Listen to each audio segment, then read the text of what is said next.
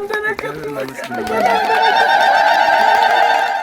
አንድ እህት ያለች አብረን እንሂድ እስኪ ምናምን ብለኝ አነሳስተኝና መጣሁ። ሁሌ ለመምጣትም አስብ ነበረ እና እዚህ ተጠምቄ ጸበሉን ጠጥቼ ምናምን ሄድኩና ሆዴን እንደመቁረጥ ምናምን አደረገኝ። ግን በማግስቱ ነው ቤት ስገባ ልክ የሆነ እንዴት ነው እንደ ማንኛችንም የሆነ ኮሶ እንደሚታየን አይነት ነገር እንደዛ ነው የሆነ ፍርፍር አለብኝ። ከዛ ዞር ብዬ እንደዚህ ሳደርገው በቃ እንደዚህ ብሎ መሬት ላይ ነው በቃ ከዛ እጄ ላይ ነፍስ ነበረው መሬት ላይ ደንግጬ ስጥለው እንትን አለ ሞተ ማለት ነው። ከዛ በጣም ደነገጥኩ። በቃ በጣም ደነገጥኩ።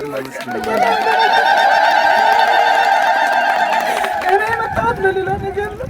ቤት ፈርሶብኝ ስራ ስትይ ልላት ነው የመጣሁት። እሷ ግን የውስጤን የሚያውቅ እሱ እንደዚህ ያለ መድኃኒት ሐኪም ቤት ብሄድ ስንት ብር ይባል ሐኪም የማያውቀው ያለ ኦፕራሲዮን እመቤቴ ማርያም እንደዚህ ምንም ከየት በቃ እኔ አላውቅም። ብቻ እመቤቴን አመስግኑልኝ ነበር።